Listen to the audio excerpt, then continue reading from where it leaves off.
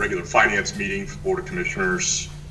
And our topic today is the Cumberland Area Economic Development Corporation's administration of the CARES Act monies for COVID recovery. And actually we've got a couple of folks here from CADIC.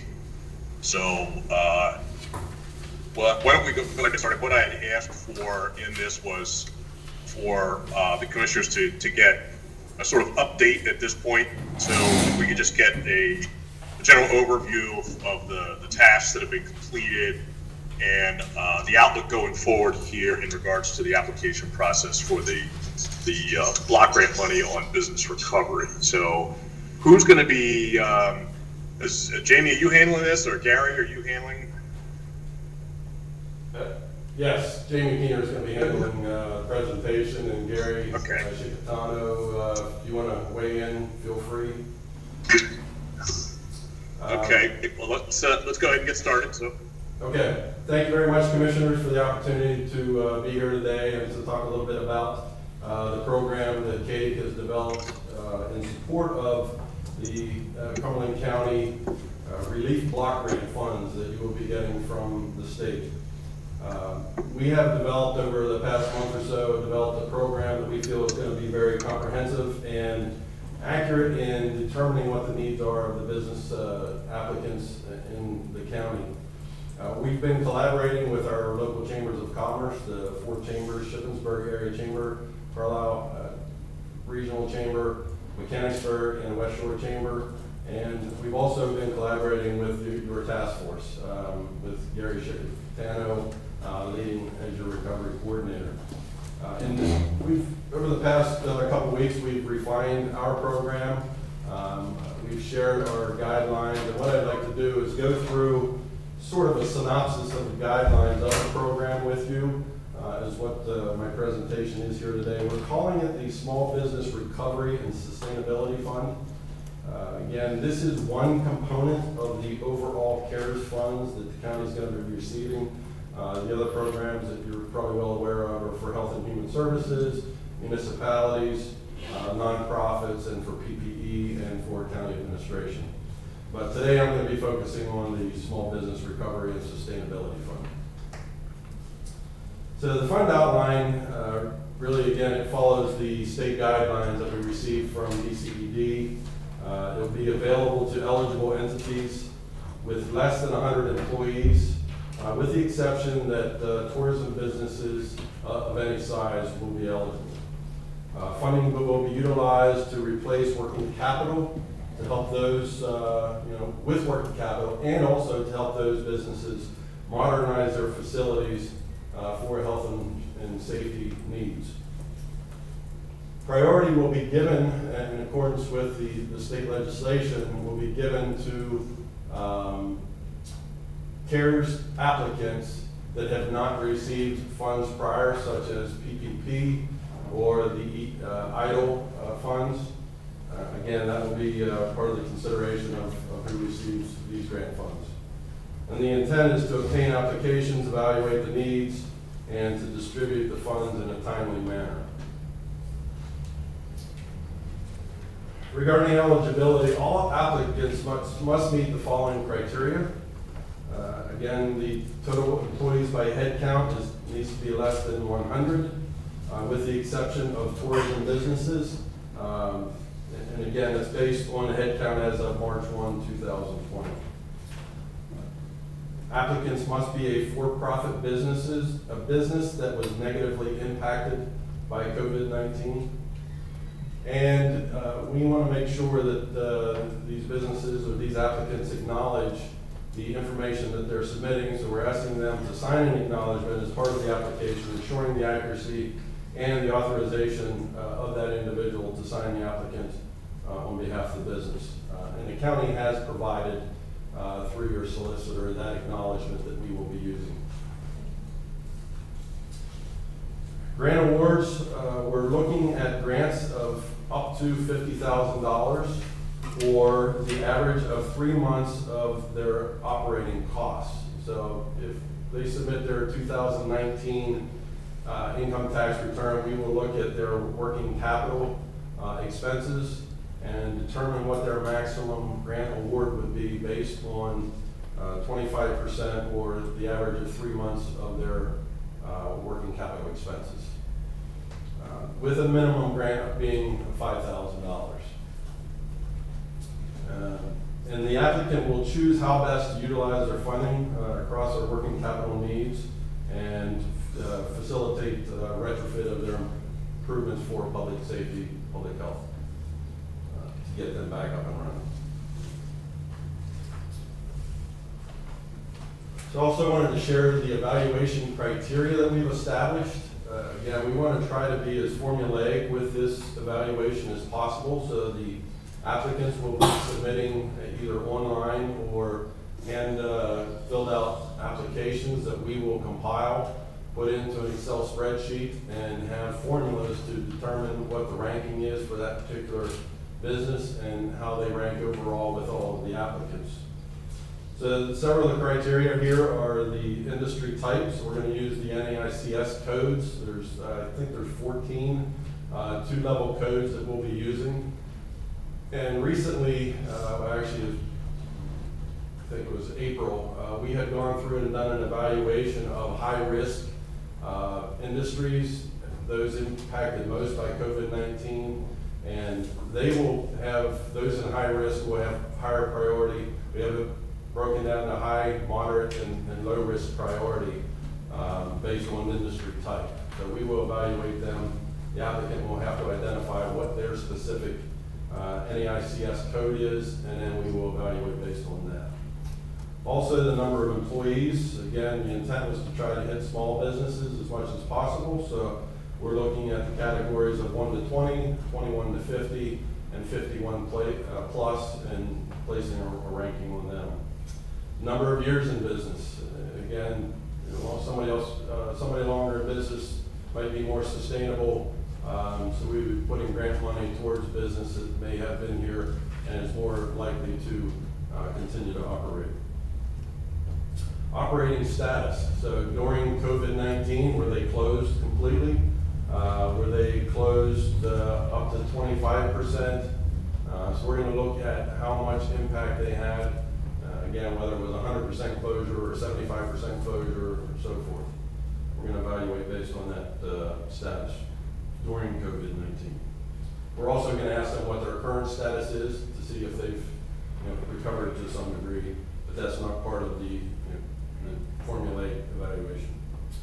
We're going to ask them also what their physical business presence is. So do they have a headquarters or their primary office or primary location? Is that in Cumberland County?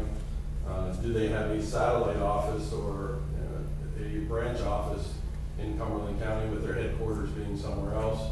Or do they not have a physical presence at all, but they do a fair amount or a significant amount of business within the county?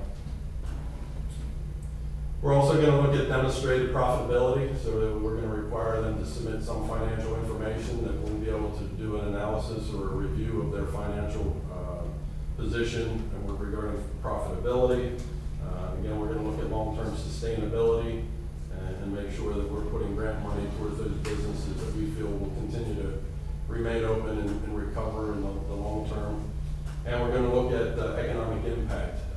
That's one of the things that came up recently about us evaluating. And the way we would like to do it, there's employment multipliers that we can put on certain industries. Depending on the type of industry, there will be a multiplier, maybe it's a 2 or a 4. So based on those industries, we're going to evaluate what their economic impact likely is to Cumberland County and use that as part of our formula in determining the ranking of that business in their application. And again, looking at other funding, did they receive PPP, did they receive EIDL, did they receive other funding available to them to help them in their recovery process?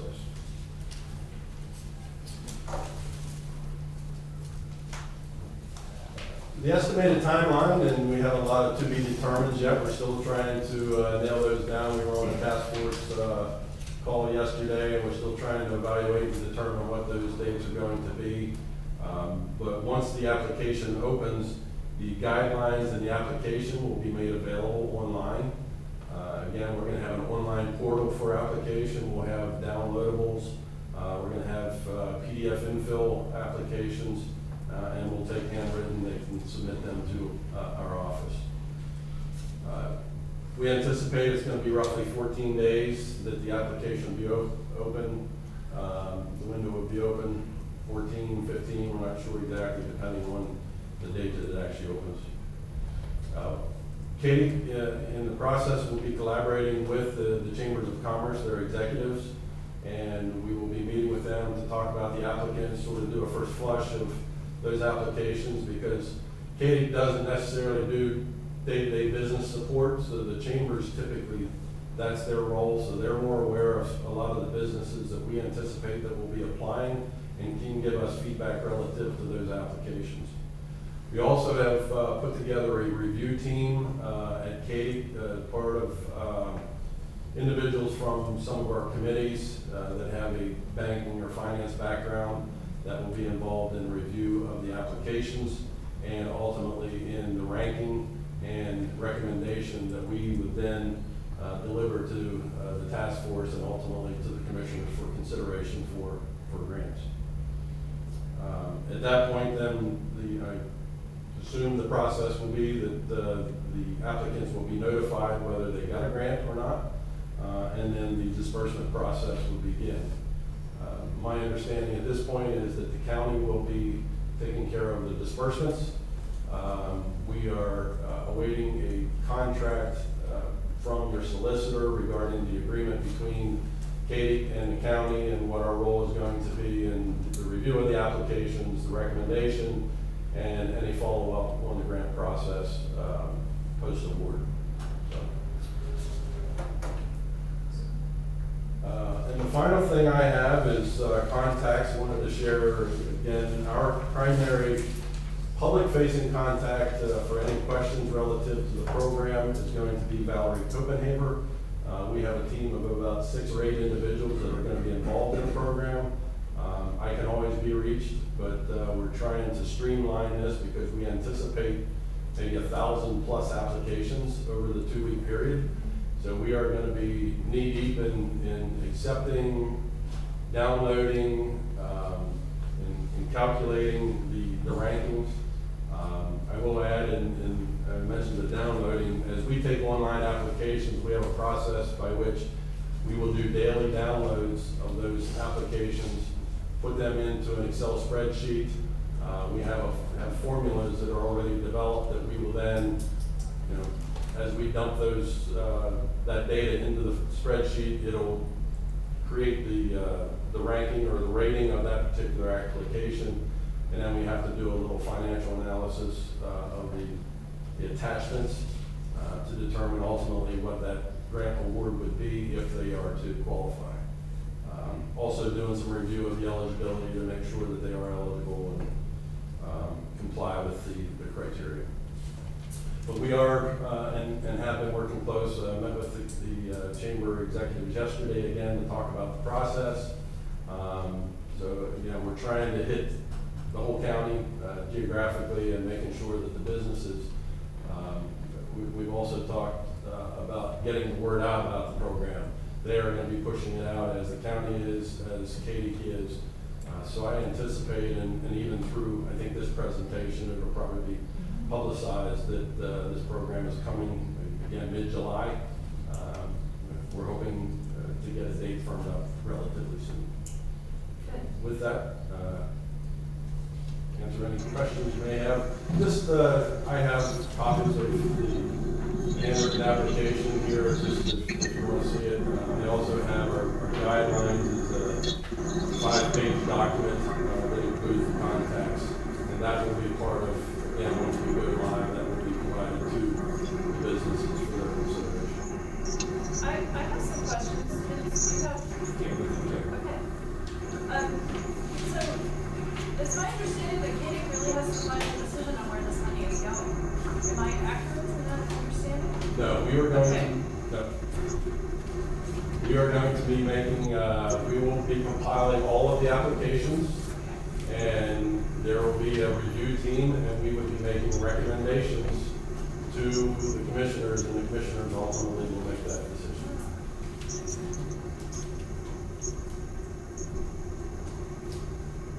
do we know the total pot of money for this piece yet? We do not. Okay. Just one observation is that the system that Jamie described is very much in keeping with how we've done both the grants and our land use plan grants as well. So the commission essentially kept an arm's length relationship to the actual development of recommendations, but ultimately we do have the responsibility for the dollar. So it makes sense for it to come to us and us to have the opportunity to review it and give the final. Okay. Yeah, regarding the amount of money, my understanding is that all of these applications, the municipal, the nonprofit, the health and human services, and the PPE, and the small business fund are all going to be submitted. You know, we're going to have, I guess, a preliminary presentation as to here's the applications that were received. You know, X number of dollars in one pot of money, X number of dollars in another, and then there will be a determination as to how those funds are ultimately distributed among the various pots. And is the grant award amount, is it really that open-ended that the applicant can choose best how to utilize the funds? It's based on working capital. Okay. It's going to be for labor, it's going to be for other expenses that they have relative to their working capital. And again, if they have to do improvements for COVID recovery, PPE, however they wish to use it. Okay. And what are the high-risk industries? So we had identified a list initially of retail trade, arts, entertainment, and recreation, accommodation, and food services. They were identified through the South Central PA Works that provided a report to us, and also it's consistent with Lancaster County, who is about a month ahead of us in their program. So I keep. Yeah, Lancaster's a economist. I don't know what you said. No, go ahead, Gene. Sorry. Okay, so I keep being asked this question, Jamie, about funding for contact tracing. And it's my understanding that the funding for contact tracing is not coming out of this pot. Am I accurate in that? That's my assumption as well. Okay, do we have any idea, in your travels, do we have any idea where that money is coming from? I do not. You know, I'm not sure when the state, the balance of the money that did not go to the 500,000 plus population counties went to the state treasurer. The governor and legislature determined how those funds were going to be distributed. You're receiving $22.881 million, almost $22.9 million. I'm not sure if contact tracing is in your funds, or if it's still in a hospital distribution fund. I'm not positive where it is. And I just wondered if maybe you had heard something. I did see that the state applied for federal funds for contact tracing, but I have not heard a word since. And that is becoming a very high pressure thing. You have to get that done if we're going to be able to help these things. The money is great, but we also need to make sure that we've got, you know, some contact tracing going on in the county. So I appreciate whatever insight you would have on that. Gene, it's Gary Chicatano. Can I jump in with that?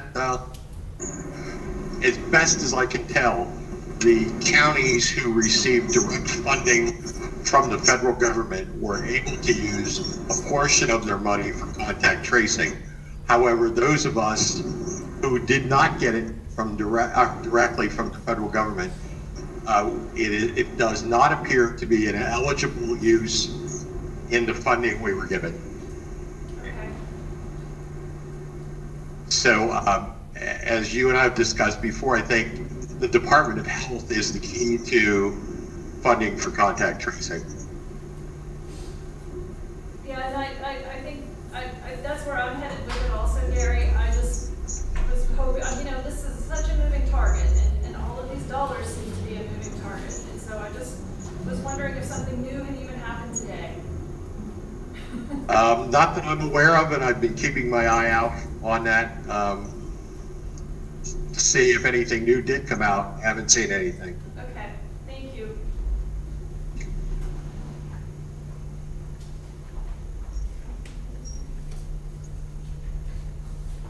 Other questions?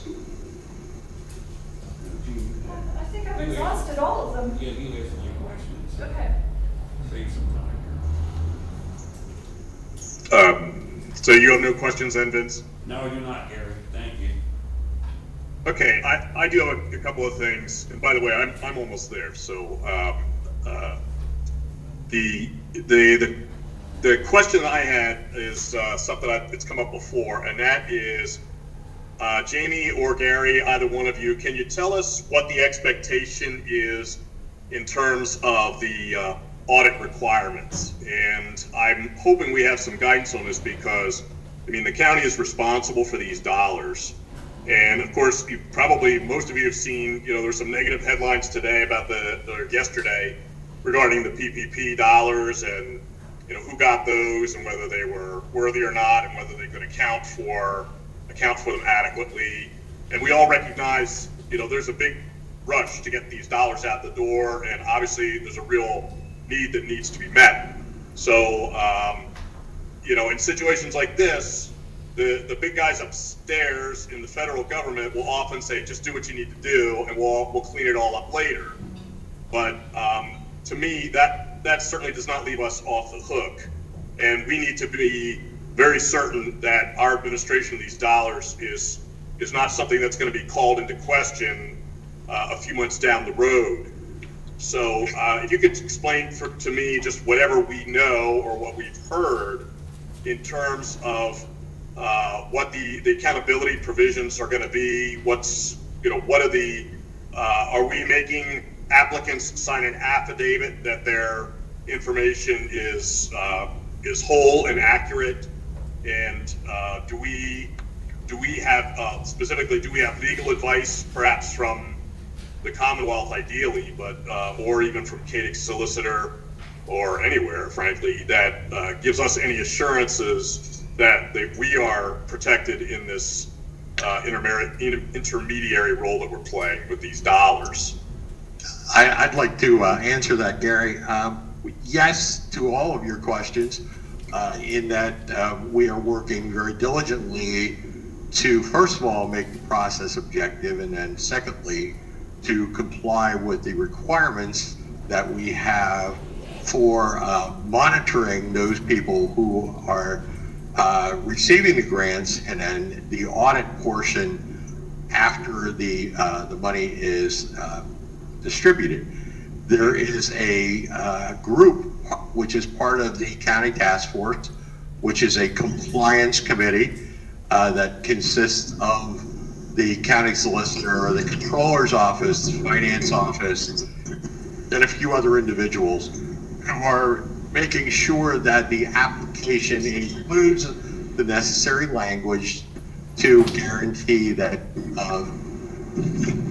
people who receive the grants know upfront what's expected of them, and then they're notified of the compliance requirements before the funding is given to them.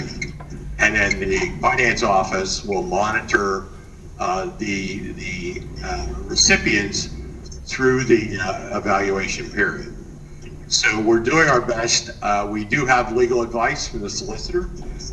We do have a lot of good people involved who are part and parcel of the compliance committee, and we're doing our best to ensure that that we meet those requirements and do it well.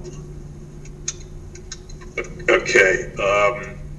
So here's a question. What about, we all know the intent of this is to keep businesses afloat, but especially as this thing gets prolonged, there is prospect that some of these grant recipients are going to not make it through to the other side. Right. Is there any guidance available to us on what happens to them? And is there any responsibility that the county bears for those dollars? I have not seen that type of guidance yet, And if it's out there, I'm sure we'll find it within the next week or so as the compliance committee continues their work.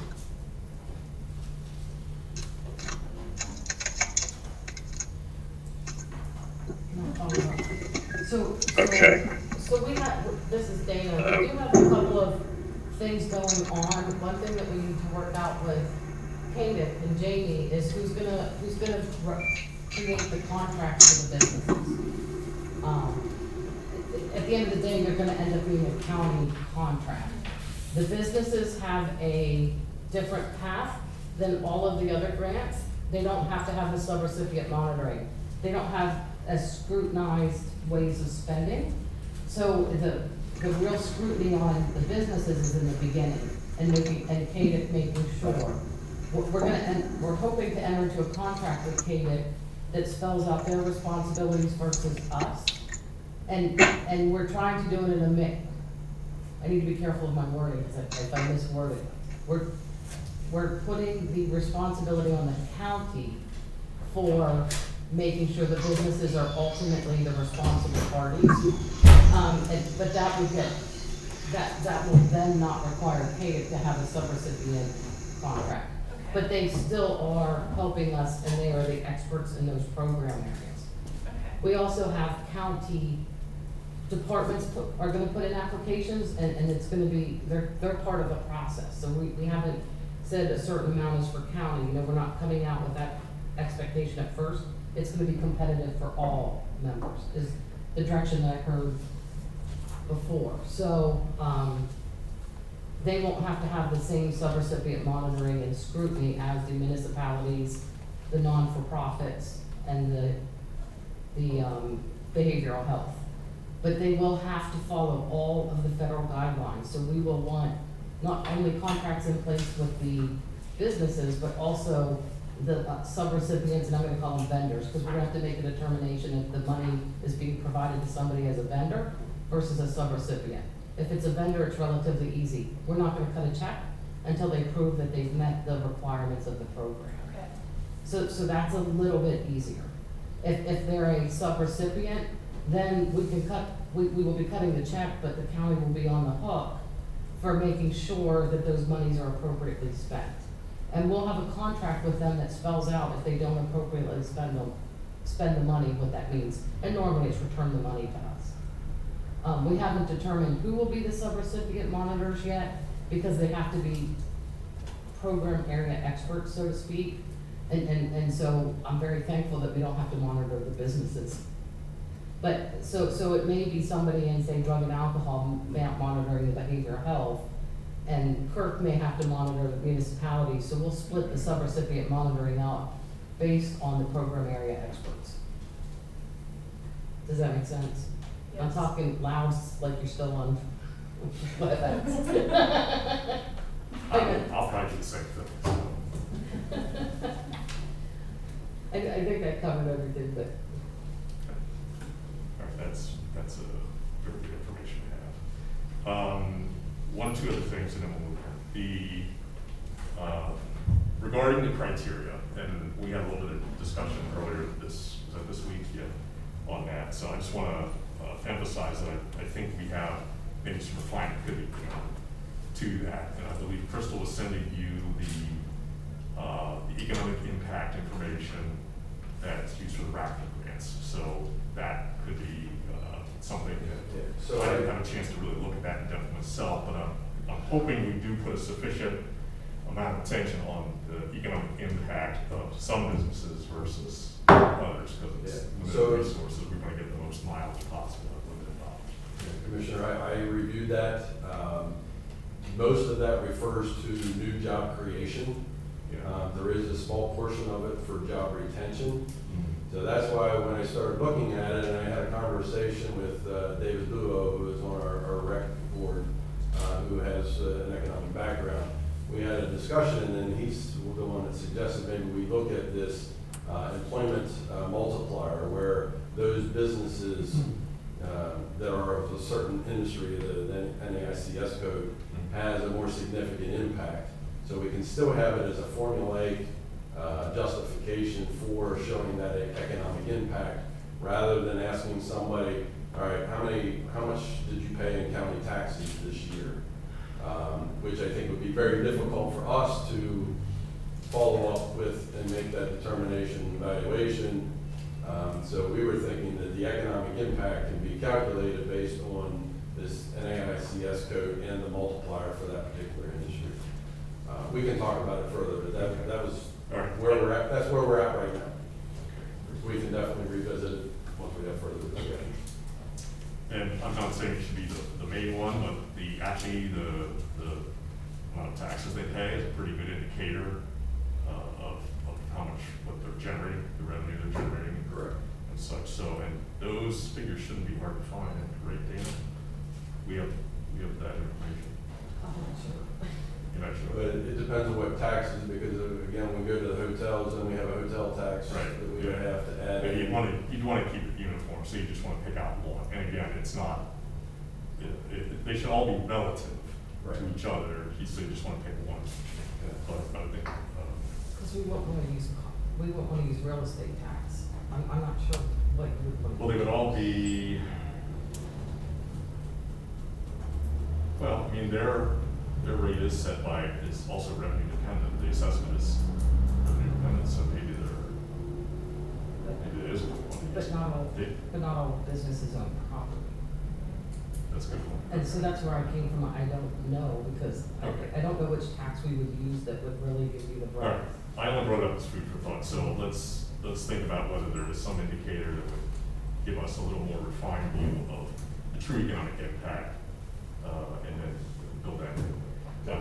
You got a full plate of stuff there to address over, so that answers my question. I only have one question left, and that is, can we build into this process a customer satisfaction component so that every applicant has a chance to rate how Katie did, how we did in terms of responsiveness, and now you want to break those out, like who actually got one, who didn't, and what they understood. But, Yeah, so the way we could do that, I guess sort of post application award process, is that what you're thinking, after the award Yes. selection? Right. Yeah, so when they apply, we would have the primary email contact for every one of the applicants. So we could put out a survey. Okay. Following that, again, one survey might be to those who got the grant, the other might be to those who didn't. Sort of what I did with the CWCA program that we managed early in March, April timeframe, where applicants that did not get it, I sent them a follow-up email and said, hey, didn't get it, here's why, program closed. We will stay in contact with you as a follow-up, and people have been for the last several months reaching out on a periodic basis just for input relative to funding. So yeah, we can definitely do a Good, yeah, post-program survey. sounds good. It's good planning that in advance of the actual deployment, so. Just one last thing, I really appreciate Gary Shintano coming on board and helping to facilitate. I know Gary for a long time, and just being able to work through this process and his leadership, and with the whole task force being able to bring us all together. I think we've done a lot over the past few weeks, and certainly look forward to getting the funds out there as quickly and as efficiently and as effectively as possible. So, It's good to hear. We gotta get this right. A lot of Yes. people depend on us to get this right. It's good. I'm sure it's not gonna be perfect, but it's gonna be as good as we can possibly do. That's all we can ask. Okay, anything else in regards to the CARES dollars? I did have one question that occurred to me. The $225 million, the part that's for disadvantaged businesses and downtowns, how is that that's separate from these dollars, but is it also separate in its application process? Do we have, Yeah, is there something in place for that? Is that refined? Right? Yeah, so June 30th, that program opened, and I think it closes the 14th. That is the $225 million. $25 million was for bad loan debt or current forgiveness of current loans that the CDFIs had in their inventory. $100 million was going to historically disadvantaged businesses, and $100 million is going towards Main Street in low to moderate income communities. Again, I'm not sure that there's some opportunity for Cumberland County businesses to take advantage of that. I know a lot have been applying, several have reached out to me and asked me questions about it. CADIC is not involved with it, not administering it, other than referring people to that website and to the CDFIs who are administering. I think there's 3 when you click through the application, you click Cumberland County, I think there's 3 that are identified as administering applications for Cumberland County businesses. There has been some confusion, again, with all of these programs since the very beginning of who's administering what, how much, who's eligible. So we're trying to be as clear with our eligibility requirements and the guidelines, and making sure that we get it out into the press as clearly and succinctly as possible. And there actually was a conference call that's being held right now with the County Commissioners Association of Pennsylvania that was supposed to help add additional clarification on that, but we're all here, so. And there's other programs that are coming behind this. And I guess you had approved the CDBG COVID-19 funding distribution, and once that gets through the HUD process, that we are also going to be administering a portion of those funds on behalf of the county, the county pot, but also on behalf of Carlisle Borough. They've asked us to administer theirs for downtown Carlisle. So there's still other funding sources coming beyond this one, but still adds to the confusion and the overlap, because some of them, from a compliance standpoint, say, did you have access to other funds? If you did, then you're not eligible.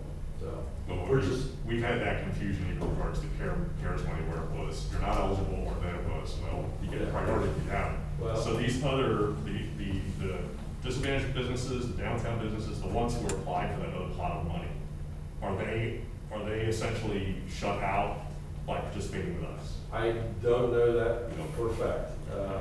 What sort of the interpretation we've been taking is anything that was within the federal CARES program, that's within that program. So if they say you can't get funds from another program, like a FEMA program, Yeah. then that's outside of that CARES funding. So that's sort of the approach that we've been taking, that if you apply to another CARES funding program and didn't get it, then you're still eligible for that, or if you did get it, then you shouldn't be double dipping that. But I just want to avoid any repeated situation where we had some people who applied and received the PPP dollars, and then when we were under the understanding that they were now eligible for CARES dollars, we heard a few people say, I wish I had known that before, because I would have foregone the PPP and just done. They want to go where they get the best deal, and you can't blame it. So this is a grant program, and PPP is a That's a loan. forgivable loan program. Yeah. So people might take the path of least resistance if they had PPP. Yeah. They also got approved here. They might return their PPP because there's other requirements for them for the loan forgiveness. I think we just want to make sure there's as much flexibility built into the system, that we have answers for people that for the questions they're going to ask. Yes. So the other loan program does not come to us at all. We have no connection with that. And is the 225, is that a single pool that they just draw from, first come, first serve, or is there an allocation? I'm not sure how they were doing that. Again, that was the legislature put the $225 million to the CDFIs in a separate program. And I know they had talked about making sure that there was geographic distribution on those funds. Again, when the large counties got their money, I was thinking that none of the other programs that were at the state level should be applied to those county programs, because they already got their 100% allocation. But I think that other counties, Philadelphia, Montgomery, Lancaster, the resident businesses can apply for those $225 million fund, or $25 million fund through that program too. So it's sort of a double dip for those urban counties. I'm not positive, but again, we want to try to focus as much on Cumberland County. The program just came out for fire rescue and EMS this week, just opened up. So we want to make sure as many Cumberland County fire rescue and EMS organizations apply for that as well. So, yeah, it's just trying to stay on top, and I know Gary Chickapin has been trying to stay on top of all of the stuff that's coming out from the state, all the programs, but as much as we can, you know, outside of what the county's getting, even any other programs that come out through CARES, we should be, you know, doing our best to understand what they are and helping people to make application. All right. Very good. Thank you. Does Chickapin got anything else? Gary, anything else you want to add? No, just say thank you for Jamie for the hard work he and his staff have done. They're really trying to be very objective with the process and comprehensive, and we're going to have a product that the county can be proud of and very objective, which is one of the things we keep stressing. Okay. Sounds good. Thanks for your work, Gary. Thank you. Good. Okay. Thank you. Okay, we have one other business item, topic discussion, potential for action, and that is public resolution from the Board of Commissioners. Officially, it's Resolution 2020-21, and this is a resolution that the Commissioners had discussion on in regards to recent issues in terms of equality and this nation's pursuit of equality in line with its stated goal to provide equal protection under the law. And we're all aware there's a lot going on in the country these days, and a lot showing up in the media these days. And so we had some discussion in regards to a resolution, and actually I think came up with a very good resolution through the interaction of all three of us. So we're going to be putting that on the table today, and we'll read this into the record. I can read it, or you want to? Okay, I'll read this. It's Resolution 2020-21, a resolution of the Board of Commissioners of Cumberland County, Pennsylvania, condemning racism and bigotry and declaring support for the pursuit of equality. And it reads, whereas the Cumberland County Board of Commissioners is deeply saddened and concerned by the tragic events that have recently occurred across the country. And whereas the Cumberland County Board of Commissioners is expressly opposed to racism, bigotry, hate, and violence in any form. And whereas the Cumberland County Board of Commissioners denounces organizations that promote hate by using threats, violence, symbols associated with hate speech, and other misinformation as a means of addressing recent events. And whereas the Cumberland County Board of Commissioners is committed to actively working against the damaging effects of racism and other forms of bigotry, and ensuring the constitutional rights of every person who lives, works, and visits Cumberland County. And whereas all persons have the potential to contribute and an equal right to strive toward their most meaningful contribution to Cumberland County's strengths and well-being. And whereas the Cumberland County Board of Commissioners will continue to be honest and transparent with internal and external stakeholders, and will continue to build on the culture of trust and supporting equality within the community. And whereas, in order to protect the health, safety, and welfare of its citizens and visitors, the Cumberland County Board of Commissioners condemns racism, bigotry, hate, and violence which cannot be tolerated in Cumberland County. Now therefore be it resolved by the Cumberland County Board of Commissioners as representatives of Cumberland County government that we support the inherent human rights for all individuals and the constitutional protections guaranteed for all American citizens. And it is dated with today's date, the 8th of July, 2020. And I will entertain a motion in regards to this resolution. Mr. Chairman, I'll make a motion to approve resolution 2020-21. And I will second that motion. Okay, moved and seconded. All in favor of the resolution, please indicate by saying aye. Aye. Aye. Any opposed? Motion carries unanimously.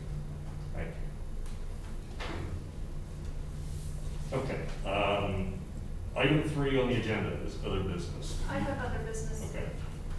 So, I have a statement that I'm reading today, and it is to be entered into the public record, and I have a copy of it, Teresa, for the minutes.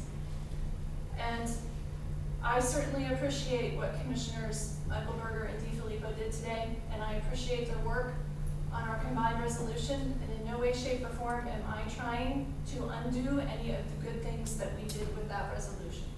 I respect both of them very much. I enjoy working with both of them very much.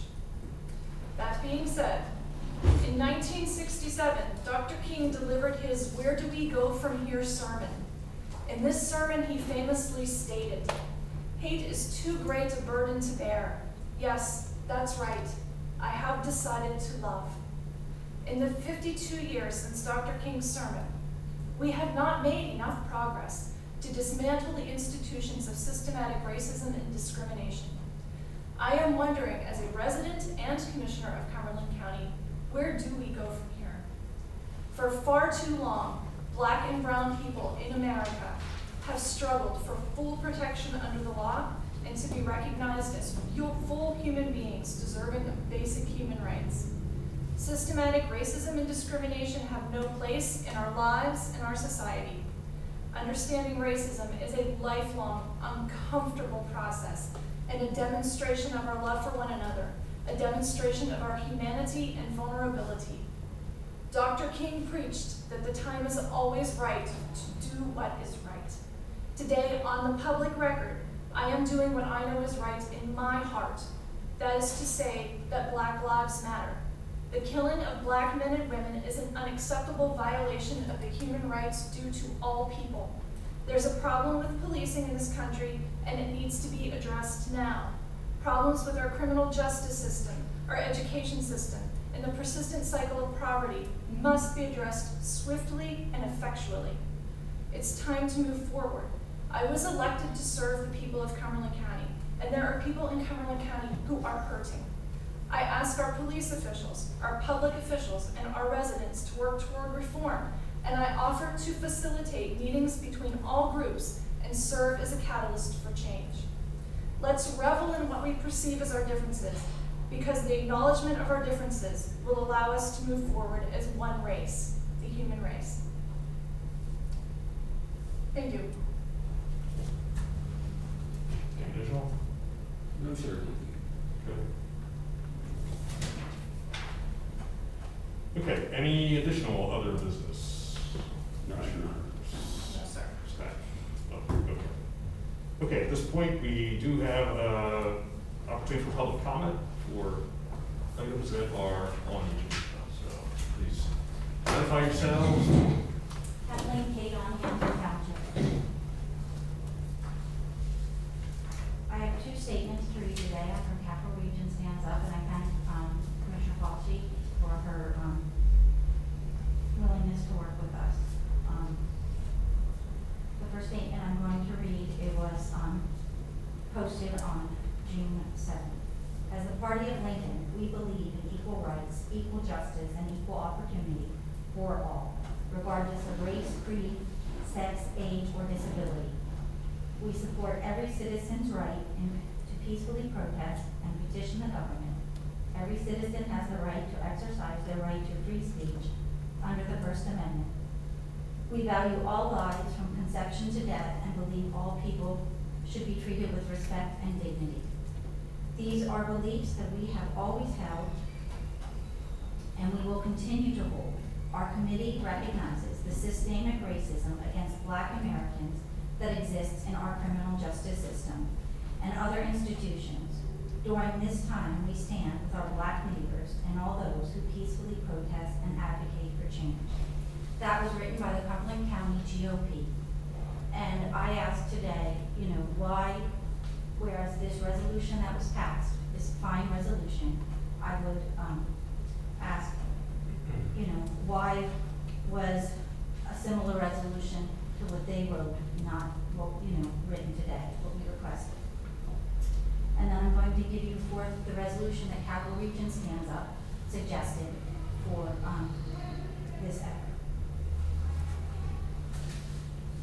In light of recent and ongoing incidents of police brutality disproportionately against Black and brown Americans, the Cumberland County Commissioners recognize these injustices and recognize that Black lives matter.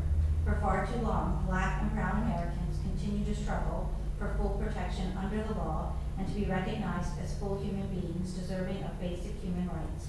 We promise to ensure that all of our law enforcement officials treat all of our community members with the same respect, fairness, and dignity, no matter the color of their skin or place of origin. Hate and bigotry have no place in Cumberland County. We value the lives of our Black and brown neighbors as much as we value all of our community members.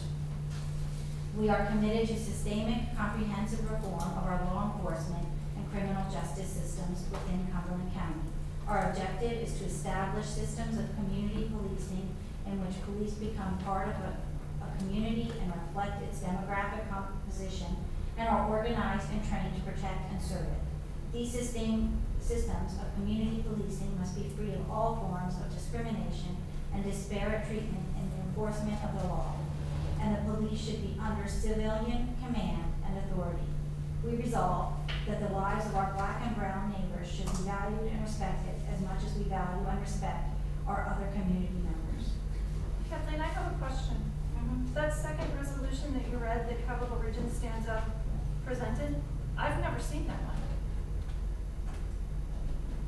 I was not the, I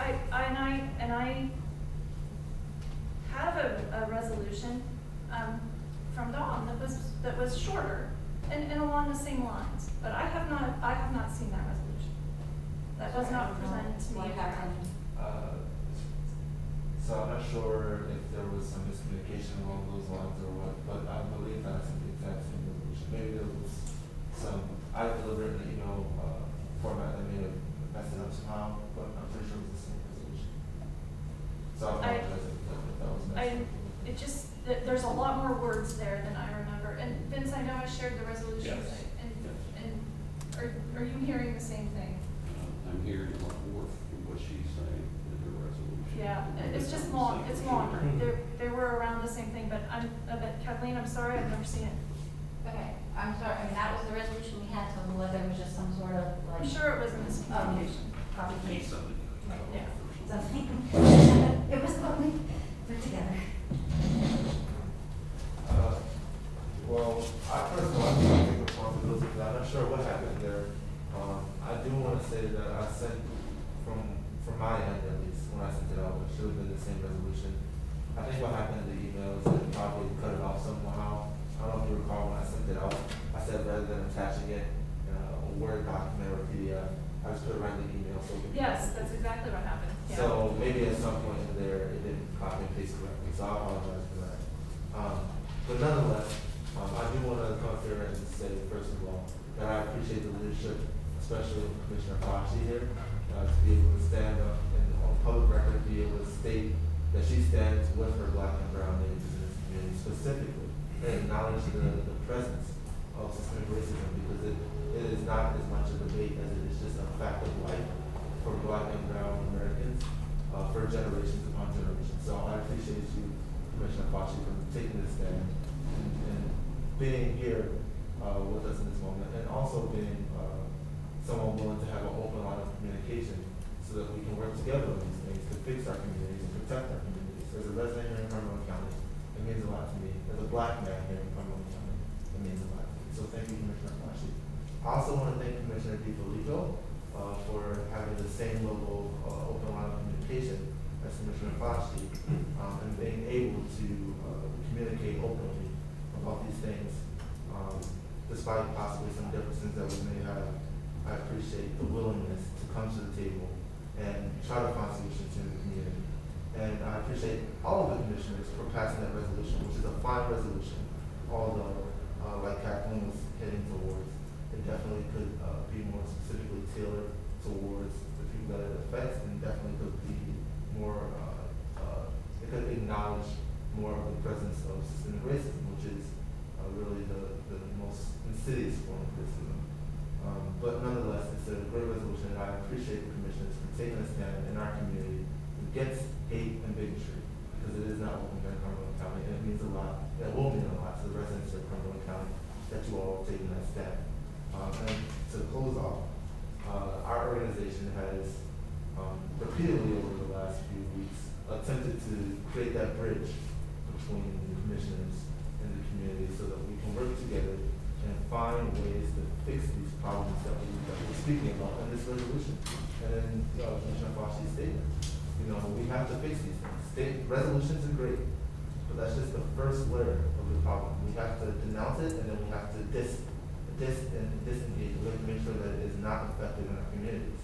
So I want to once again implore the commissioners to maintain that open line of communication, to be willing to meet with us, and to be willing to come to the table on these reform measures going forward. And I asked Commissioner Eichelberger specifically to have that open line of communication. I believe I reached out twice, and I still have not been able to. You have. Did you hear the last 40-some minutes, or that's what I've been spending my time on? And that, I'm sorry, was just a higher priority than right now. Okay, yeah, I understand. So I did indicate to you that I got your messages and would follow up with you when the opportunity was a little better than what it has. Yeah, absolutely. Well, what I would like to do is extend myself once again. I'm fairly busy as well, so I totally understand that. And I know it's a holiday weekend as well, so you may be busy over the weekend. But in the next coming couple of days or weeks, if you could find time that we could come to the table and talk about these things, because there is, it seems maybe a small gap, or maybe a battle between some of these things, but we have to come to the table and work together to find solutions, or nothing will get done. So I appreciate your leadership in that way, Commissioner Eichelberger, as your fellow commissioners have demonstrated, and I very much appreciate it on all ends. So thank you all for passing this resolution, but let's remember that the work that we're hoping to do here, the safety for Black and brown residents of Cumberland County that we're trying to establish through this resolution comes through not just the resolution alone, but through action. We have to take action, we have to reform, we have to do better. Racism lives in this county, there's no doubt about it. And the resolution alone won't just scare racism away. We have to make policy changes that keep Black and brown residents in this county safe. That is the only way that we will reach that realization of that resolution. So much appreciated. Thank you for taking that stand and delivering a message of unity and solidarity. Let's continue this momentum going forward, and I hope that the commissioners will continue to seek these meetings with us so that we can work together to reform these things. Thank you very much. Thank you, Tom.